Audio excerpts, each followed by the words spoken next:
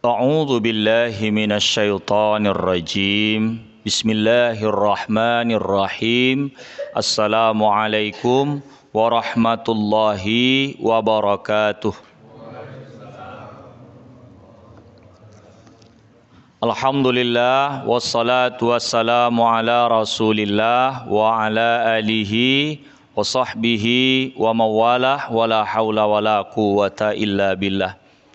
Bapak, Ibu, jamaah Masjid Asy-Syukur yang Allah muliakan, anak-anak kami yang kami sayangi, semoga Allah Ta'ala melimpahkan barokah untuk kita semua, selamat dunia dan akhirat.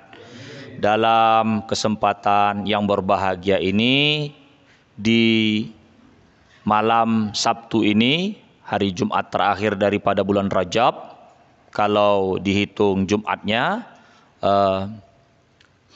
dapat. Nah, itu. Kalau tak dapat dimainkan saja. Ya. Kita pasang niat di masjid ini iktikaf untuk sebagai tambahan amalan kita untuk mendekatkan diri kepada Allah Subhanahu wa taala. Bismillahirrahmanirrahim. Nawaitu an a'takifa fi hadzal masjid sunnatan lillahi taala. Sengaja aku berniat iktikaf di Masjid Asy-Syukur ini menjadi tambahan amalan sunat karena Allah. Rabbana zidna ilman nafi'a warzuqna fahma wasi'a wa amalan saliha wa alhiqna bis salihin walhamdulillahi rabbil alamin. Qala al-musannifu rahimahullahu ta'ala wa nafa'ana bihi wa bi'ulumihi fid daraini amin. Bermula yang ditinggalkan di dalam salat itu sama ada salat fardu atau sunat, 3 perkara. Jadi kajian kita hari ini dari kitab Kifayatul Muhtadi yang disusun oleh Syekh Muhammad Nur bin Muhammad Ismail Al-Fatani dari mensyarahi kitab Sulamul Mubtadi yang disusun oleh Syekh Daud bin Abdullah Al-Fatani, berbahasakan Arab Melayu. Kalau kita melaksanakan sholat tuh ada yang kita lupa, ada yang kita tinggalkan. Kata dia 3 macam. Lagi sholat, apakah itu sholat fardu, apakah sholat sunat. Macam sholat maghrib tadi. Atau ba'diyah maghrib. Ya. Atau bahkan di dalam sholat sunat tahiyatul masjid ketika masuk. Atau kita sholat mau qabliyah isya. Atau sholat isya sendiri. Ba'diyah, sholat witir, sholat tarawih, sholat tahajud. Ya. Sholat subuh, sholat 5 waktu, sholat tasbih. Pokoknya setiap solat itu diklasifikasikan, dikelompokkan dalam kitab ini ada 3 hal yang di dalam solat itu bisa tinggal. Pertama, fardunya, yakni rukun solat. Rukun solat kita ingat kembali di dalam beberapa kitab kita hafal 13. Niat, rukun, qalbi, hati, bukan lisan. Usolli itu hanya untuk menguatkan hati dan hukumnya sunat di dalam fikih-fikih kitab fikih mazhab Syafi'i. At-talaffuzu sunnatun. Melapaskan usolli fardal, usolli sunatal, itu hukumnya sunat saja, bukan menjadi pokok. Niat itu di dalam hati. Yang kedua, membaca takbiratul ihram, itu rukun kauli, perkataan, bukan fi'li. Mengangkat tangannya itu hanya hayat, bukanlah menjadi rukun. Ucapan Allahu Akbarnya itu sendirilah di antara alifnya sampai rohnya, di antara ucapan A-nya sampai rohnya, disitulah meletakkan niat. Yang ketiga, rukun fi'li. Fi'li itu perbuatan. Apa itu? Berdiri bagi yang mampu. Bagi orang yang dia ada patah tulangnya akibat tabrakan, jatuh, sehingga dia pasang pen di antara kaki, di antara paha dan kakinya, itu dia ibaratnya di tumitnya, di lututnya, kan begitu. Maka orang yang begini nih, dia bisa berjalan, ke sana kemari bisa berjalan. Nah, salah dan tidak sah sholatnya kalau dia bisa di rakaat pertama berdiri, langsung dibuatnya duduk. Maka tata caranya adalah dia berdiri dulu di rakaat pertama. Kalau rakaat selanjutnya tidak memungkinkan dia untuk berdiri lagi, baru duduk. Jangan langsung duduk, karena ada kemampuan dia untuk berdiri. Itu. Yang keempat, kecuali karena memang uzur betul tak bisa dia. Tapi dia tengok, kalau kita perhatikan dia bisa berdiri, bisa berjalan. Berarti berdiri, hukum berdiri ada. Rukuk dia tak bisa, barulah dia turun membuat semampu dia dengan ukuran rukuk dia. Banyaklah geraknya. Itu semua adalah pekerjaan sholat. Karena turunnya dia itu untuk sholat itu sendiri. Berarti bukan di luar sholat. Orang diniatkannya untuk rukuk. Dia tidak bisa menekuk kakinya dengan bentuk seperti L. Maka dia turun, baru diselonjorkannya kakinya. Baru dia rukuk dengan padanan yang mampu dia. Ibaratnya dengan menundukkan kepala saja. Atau lain sebagainya. Begitu. Selanjutnya rukun itu membaca Fatihah itu sendiri. Surah bukan, surah sunat. Lalu setelah niat takbiratul ihram, berdiri, Fatihah, rukuk beserta tumakninah di sini. Ya. I'tidal beserta tumakninah. Berdiam sejenak dengan ukuran subhanallah. Sujud, duduk di antara dua sujud, sujud terakhir. Makasih Pak Rahmatnya. Ya. Tasyahud akhir, salawat kepada Nabi, salam, baru tertib. Nah ini kalau tinggal apa yang terjadi? Maka yaitu yakni fardu yang tertinggal dengan terlupa itu tiada boleh digantikan daripadanya dengan sujud sahwi tok, tak bisa. Lupa baca Fatihah, langsung di ujungnya nanti sujud sahwi, tak bisa. Mesti harus digantikan apa yang tinggal itu. Fatihah tinggal, Fatihah yang dibuat. Atau lainnya, tetapi jika diingatkan dia dahulu daripada memberi salam, wajib ia mendatangkan selama tiada ia perbuatkan umpama yang tertinggal. Dan jika teringat kemudian daripada sudah mengerjakan umpama dijadikan yang dikerjakan itu ganti daripada yang tertinggal. Maksudnya begini, ini bahasanya bahasa lama, jadi agak putar-putar bunyinya. Kita lupa baca Fatihah. Rupanya ada orang memperhatikan. Sholat jahar itu kan 3. Maghrib, Isya, Subuh. Dan itu rakaat pertama dan rakaat kedua. Kalau rakaat selanjutnya kan tidak jahar. Ya. Nah, kalau Zuhur Asar otomatis sir. Bebisik suaranya. Nah, bagi kita ibaratnya sholat Zuhur, sholat Subuh, sholat Maghrib, Isya, Subuh, terlupa kita baca Fatihah, ada yang dengar. Rupanya dia mengingatkan, kamu belum membaca Fatihah katanya. Dalam kamu belum baca Fatihah tadi, kapan kita ingat? Itu baca Fatihah.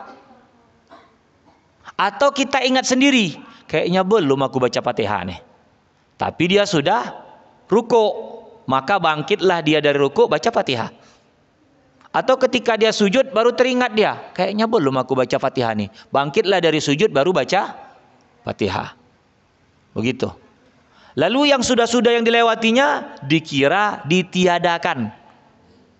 Dikira ditiadakan. Atau dia sudah rakaat ketiga atau rakaat keempat, baru teringat dia, rakaat kedua tadi tak baca Fatihah. Kan itu rukun tuh.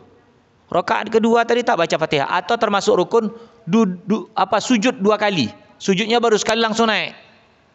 Terlupa dia kadang, pikirnya udah sujud 2 kali, rupanya ada datang di dalam hatinya, kayaknya belum ini. Kan begitu. Kalau yang itu tadi digantikan. Kalau seandainya sudah melampaui, ibaratnya rakaat kedua yang bermasalah, teringat di rakaat keempat, berarti rakaat ketiga itu otomatis menjadi rakaat kedua. Otomatis. Dan rakaat keempat itu otomatis menempati rakaat ketiga. Lalu ditambahnya lagi 1 rakaat. Ya, ditambahnya 1 rakaat. Lalu setelah itu di ujung sujud sahwi. Maka tak cukup sujud sahwi saja, didatangkannya dulu benda yang ditinggalkan tadi. Begitu. Sudah.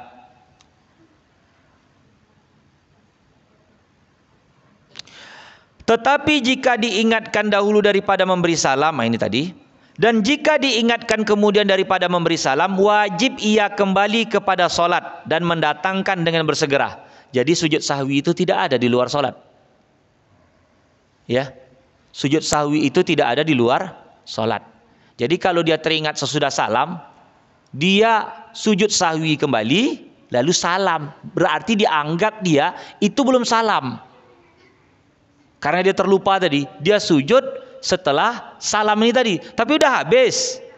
Karena diingatnya setelah salam, salam yang ini tadi dianggap ditiadakan. Karena petunjuk daripada sujud sahwi itu masih di dalam sholat. Begitu. Kalau ada orang membuat sujud sahwi setelah salam, dia salam lagi itu. Setelah sujud sahwi yang di luar sholat tadi, salam lagi. Berarti salam apa itu? Salam untuk menutup salam yang itu tadi. Gitu ya. Bersegera jika ada masanya, yakni masa ingat itu lagi hampir. Maksud hampir itu dekat. Bahasa lama gitu hampir. Hampir itu dekat. Berhampiran, berdekatan. Jadi kalau masih dekat, ukuran dekat baru tinggal. Nah, itu kan baru dekat itu. Baru salam, langsung dia sujud. Pada urub biasanya. Tapi kalau sudah ganti baju pula dia, udah zikir-zikir, udah ngisap rokok sebatang, itu nggak hampir lagi. Urub tuh biasa, menurut biasanya. Dan dihubungkan dengan barang yang tinggal daripada salat. Dan jikalau ada ia berkata-kata yang sedikit dan berpaling daripada kiblat dan keluar daripada masjid sekalipun, salam, keluar dia, teringat, udah banyak geraknya itu kan, keluar dari masjid sekalipun, teringat dia, belum aku sujud sahwi, sujud dia, masih boleh. Ada satu kisah, kalau kita rajin menyimak, mendengar dari petua-petua guru kita, itu Rasulullah SAW pernah salat kurang. Lalu diingatkan oleh sahabat. Rasulullah cuma menambahi saja, bukan mengulang salat itu. Jadi kalau ngomong sedikit, urupnya sedikit, tapi untuk salat itu, berarti kan masih dihukumkan ke salat. Bahasa Indonesia, tapi urup sedikit, yang lalu sudah kita bahas. Ya, nggak sampai ukuran 5 kata. Jadi ibaratnya dipukulnya imam, di kodenya gini. Kurang 1 rakaat. Kan baru 3 itu. Kurang 1 rakaat. Imam harus mengerti. Karena mengingatkan imam ini punya kiat. Dan imam pun kalau mengingatkan jamaah agar menggantikan, dia juga harus punya kiat. Yang lalu sudah kita bahas. Kalau imam sudah kentut, dan kentutnya itu nggak bunyi, imam sendiri yang tahu. Makmum mana tahu. Nggak perasaan kan. Jadi imam bagaimana mengingatkan makmum? Dengan melakukan sesuatu yang nilainya membatalkan sholat. Seperti memukul 3 kali. Apakah pahanya dipukul 3 kali begini? Berarti majulah makmum yang belakang deh. Atau dipukulnya lantai 3 kali begini. Kan perbuatan 3 kali membatalkan. Tak apalah dia ngomong. Hoi belakang gantikan tolong. Nanti orang tuh nengok-nengok. Yang pula begitu pula kiatnya. Atau ditarik pula tangan. Maka pakai metode. Pukul 3 kali. Dulu pernah saya cerita bahwasanya di Tanjung Tiram itu ada almarhum Ustadz Amrin Usman, Allah yarham. Di Tanjung Tiram. Jadi Ustadz Amrin Usman itu di masjid dia cerita. Namanya subuh lah. Subuh ini perut ini tak menentu. Kadang mungkin kalau tidur pakai kipas angin mau masuk angin. Udah wudhu, lagi sholat, lepas. Udah di kodenya belakang tak ngerti. Rupanya kelamaan disiripnya begitu. Ngomonglah dia, woi, imam tak ada, woi. Wah, kacau semua jadinya. Nggak berilmu tadi. Bercakap, macam cerita orang baru masuk Islam, mu'alaf, ada 3 orang. Belajar pula dari buku tuntunan sholat. Ya kan, mau masuk Islam. Ada ustadznya mungkin nggak sempat, yang tahu apalah jala ini. Tapi belum sempurna. Ada yang sudah tahu, melintas tikus. Kan udah pernah saya cerita, melintas tikus. Ya, apa kata satu? Tikus. Kata yang satu, kan 3 dia, 1 dipilih jadi imam. Tak boleh cakap. Sholat tak boleh cakap, batal. Kata imam, untung aku tak cakap, kata dia. Batal semuanya. Karena tak ada ilmu. Yang satu, tikus lalu besar. Kata yang satu nih, tak boleh cakap. Tak boleh bicara dalam sholat. Batal. Datang imam, untung aku tak bercakap. Untung aku tak bicara. Akhirnya semua bicara. Inilah perlunya belajar itu. Perlunya belajar itu. Kisah, kalau kita sekarang kan udah cantik nih masjid. Dulu kalau orang madrasah, ya madrasahnya itu langgar, itu kan dibuat lantainya tuh dikumpul dari bambu, bulu, ya dibentangkan. Jadi karena maklum sendirilah, namanya langgar, musola, madrasah, penghuninya itu aja orangnya. Dia kadang azan, dia kadang imam, dia tukang doa. Ada kayak gitu tuh. Jadi anaknya adalah baru-baru tumbuh. Ya katakan baru mau belajar ya. Jam-jam umur 7-8 tahun. Mak, aku ikut. Mamanya ngomong, kau ikutlah ayah kau sholat. Cuma cara sholat tuh mak? Macam mana dibuat ayahmu, begitu juga lah yang kau buat, kata dia. Oh iya pula. Sholat dia Allahu Akbar, katanya. Mungkin udah pernah juga saya cerita. Akbar. Ayahnya baca Fatihah ikut. Bismillahirrahmanirrahim. Bismillahirrahmanirrahim. Sambil ngikut. Rakaat pertama. Lalu naik rakaat kedua. Baca Fatihah. Baca apa yang bisa diikutnya lah. Namanya anak-anak belajar. Ruku. Sami Allahu liman hamidah. Sujud. Duduk di antara dua sujud. Sujud.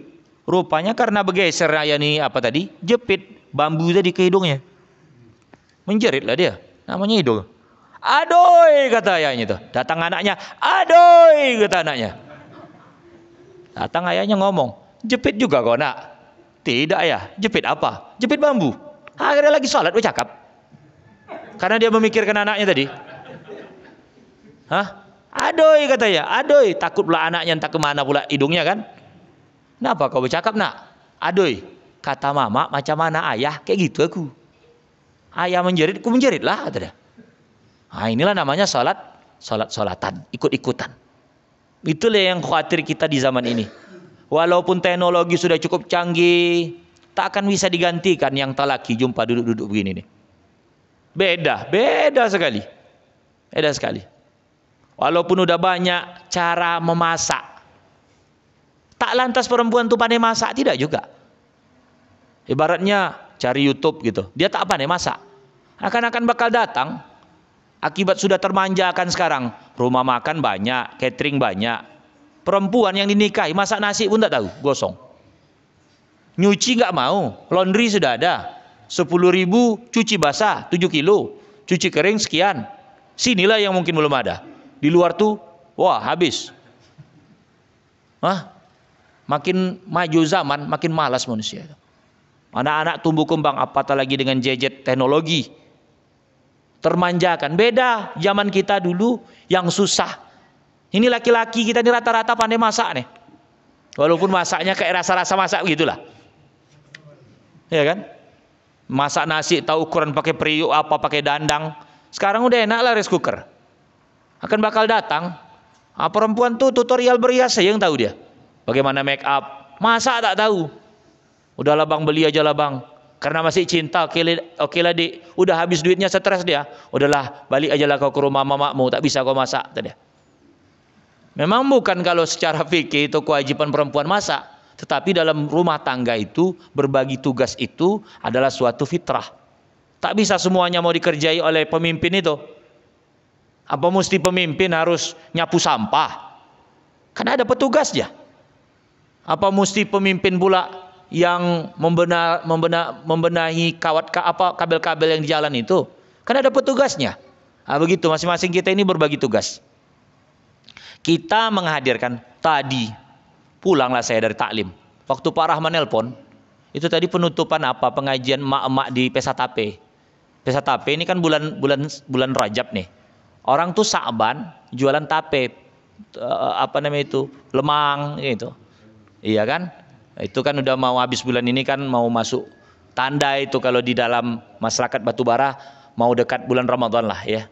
Itu makanya saya tak nengok tadi karena sibuk dengan mereka. Kan ribut tadi. Itu bekicau mama-mama lah itu.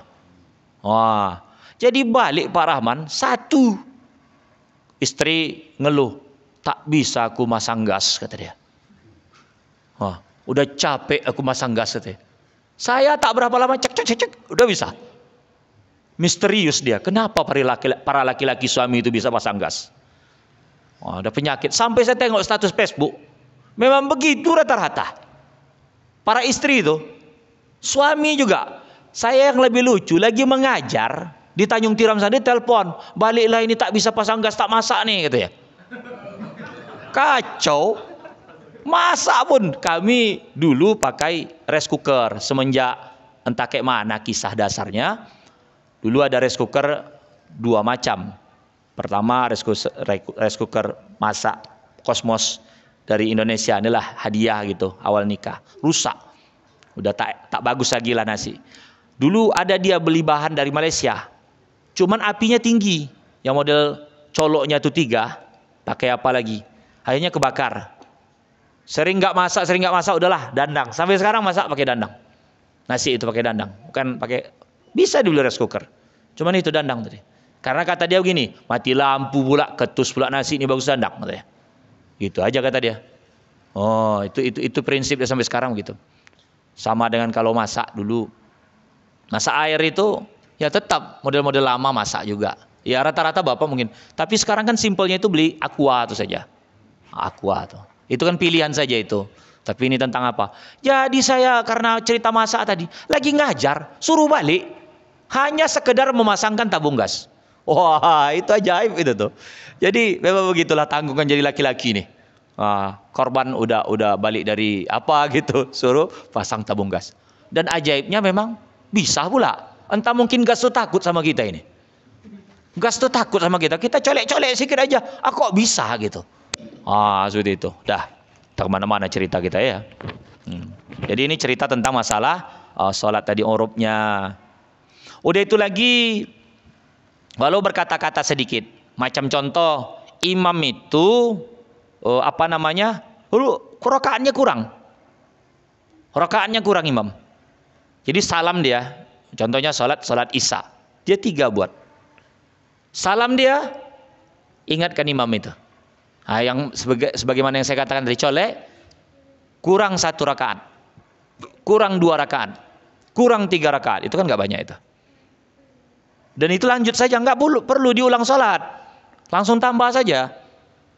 Ada pula kayak gitu ada. Itulah perlunya ilmu itu. Jadi kadang-kala orang, udah ulang-ulang aja sholat, ulang-ulang katanya. Nggak begitu. Ada seperti itu. Itu tapi bicara-bicara sedikit. Tapi katanya bicara di luar sholat membatalkan. Iya, di luar sholat. Tujuannya untuk luar sholat. Ini kan untuk dalam sholat. Kenapa harus bahasa Indonesia? Kan gitu. Kenapa nggak bahasa Arab? Karena kita nggak ngerti bahasa Arab. Coba ngomong nanti bahasa Arab. Para sahabat Rasul nggak Rasul pakai bahasa apa? Bahasa Arab. Pendengaran kita kayak macam doa saya. Mentang-mentang. Itulah lucu dulu zaman saya waktu SMA. Zaman SMA saya ngajar. Udah ngajar anak-anak sekolah Al-Jami'iyatul Wasliyah Ibtidaiyahnya, sekolah Arab. Kalau kita istilah sekolah Arab, sekolah ngaji, sekolah sore. Ya. Jadi saya masuk kelas 2 SMA lah, namanya dulu Kismu Ali, di Semang Sianam itu Kismu Ali. Jadi karena kawan ini ayahnya punya sekolah dan guru kurang, jadi anak-anak sekolah ini dicari, termasuklah saya. Kitab tidak ada, belilah di Tanjung Tiram. Bawa kitab dalam plastik asoy lapis 1. Lapis 1 rupanya ada abang ojek RBT ditabraknya. Kawan ini pakai Vespa, kan kiri ini berat. Berseraklah kitab itu semua. Kitab pelajaran ibadat, ya, kitab riwayat Nabi, pokoknya Arab Melayu lah. Habis semua kitab yang di jalan tadi dikumpulnya buat RBT yang ojek tadi nabrak, semua jadi dijunjungnya. Wah, dosa nih. Pada Arab Melayu. Pelajaran bintang 5. Inilah pikir orang kalau tulisan Arab Al-Quran pasti. Itu. Padahal di Arab tulisan porno pun tulisan bahasa Arab. Inilah perlunya ilmu itu. Bukan mesti harus tulisan Arab. Wah, ini Al-Quran nih katanya. Bahaya nih. Itu ada tulisan macam kayak raja. Balonku ada 5 rupa-rupa. Balonku ada 5 rupa-rupa warnanya. Itu tulisan bahasa Arab Melayu. Ini Al-Quran nih, itu simpannya. Itu yang dulu itu jadi jimat tuh. Yakin dia jadi jimat. Wah, kacau kita. Kacau. Ini perlunya belajar itu. Ini perlunya belajar. Jadi balik kita tentang bahasa itu tadi. Jadi di Arab itu ya bahasanya bahasa Arab. Pikir kalau itulah satu ya. Kalau dua-duanya lulusan memang bisa bahasa Arab. Kalau berkelahi dua-duanya pikir orang berdoa. Ya. Pokok bahasa Arab. Wah, orang itu lagi berdoa tuh ya. Padahal lagi berkelahi orang Arab itu. Bahasa Arab gitu. Masya Allah. Yang lebih kacau lagi Pak, laki bisu, istri bisu. Itu berkelahi kayak mana tuh? Wah, kacau itu. Masya Allah, Masya Allah. Udah. Balik kita cerita kitab. Kemudian ia sujud bagi sahwi, sahwi itu lupa, dan jika teringat ia kemudian daripada masa yang panjang, wajib diulangkan sholat. Jadi kalau udah pula teringat pula di waktu yang panjang, ada yang terlupa dia, tak didatangkannya. Ibaratnya tadi udah sempat salam, masih dekat, berhampiran kan naik tadi kan kalau rakaatnya kurang. Kalau rakaat kurang kan sahwi, sujud sahwi juga di ujung. Tapi kalau sudah panjang pula, udah rokok sebatang habis, udah doa-doa, udah ngomong-ngomong, udah panjang lah, itu wajib diulang. Kalau masih berhampir dekat, tidak perlu diulang. Ya, itu satu.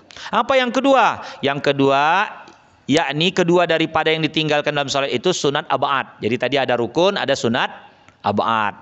Apa sunat ab'ad itu? Seperti kunut pada salat subuh, atau kunut seperdua terakhir daripada bulan Ramadan pada salat witir. Dan tahiyat awal itu termasuk sunat ab'ad. Kalau tinggal macam mana? Kalau tinggal maka dikatakan kitab ini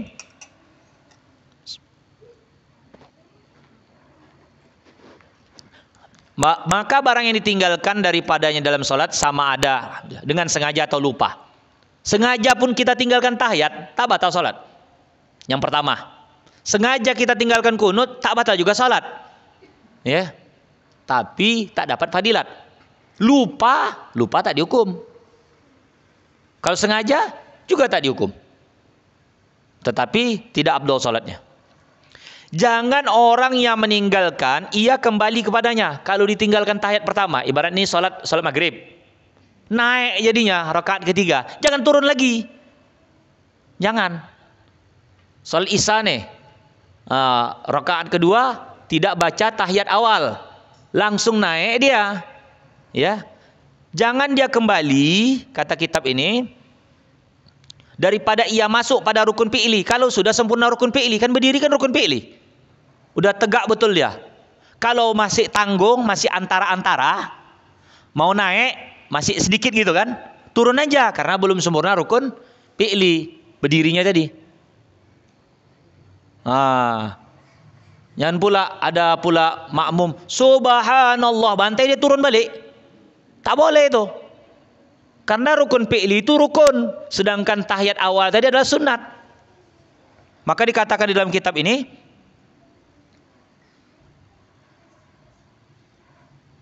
kemudian daripadanya seperti bahwa ia lupa akan tahiyat awal, atau lupa kunut subuh atau kunut witir pada bahagian nisfu, setengah yang kedua daripada bulan Ramadan.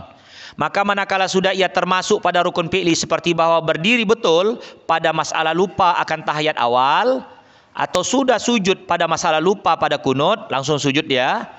Itu subuh kan, Pak, kunut udah sujud sempurna. Tak apalah di tasbih subhanallah naik lagi, gak apalah itu, gak apalah. Tapi kalau masih antara tanggung, ketika dia mau turun Allah belum lagi sujud, masih jejak gini aja dia. Kan sami Allahu liman hamidah, Allah subhanallah, baru naik.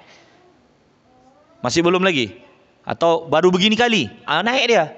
Tapi kalau sudah begini pada bulan Ramadan itu atau subuh, maka tidak boleh naik lagi.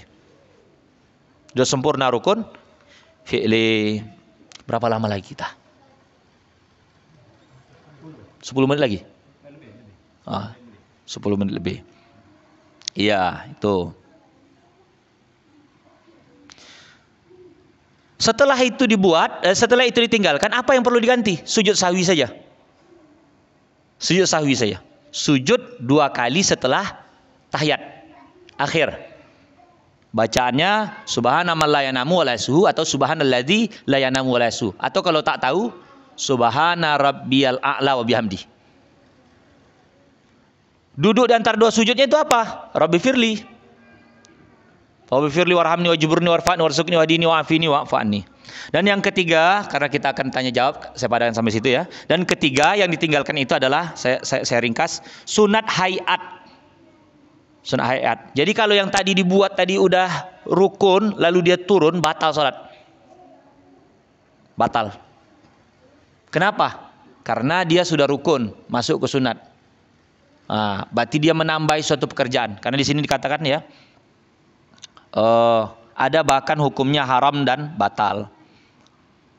Mana di sini ya? Atau sudah sujud pada masa lalu lupa akan kunut, maka haram ia kembali kepadanya karena sudah ia masuk pada rukun fi'li, maka tiada harus dipotongkan dia karena mendatangkan sunat bersalahan memotongkan rukun kauli, seperti bahwa memotongkan Fatihah sebelum Fatihah. Di sini tak jumpa batal, mungkin dalam bacaan yang lain. Cuman di sini haram itu dosa. Kalau Fatihah beda itu, kalau rukun tadi fi'li, kalau Fatihah itu rukun kauli. Ibaratnya dibacanya Fatihah itu Bismillahirrahmanirrahim, lalu dibaca A'udzubillahi minasyaitonirrajim, itu kan sunat itu. Nah, itu kan berarti dipotongkan yang wajib rukun kauli dengan sunat saja. Maka itu makruh saja, tidak batal.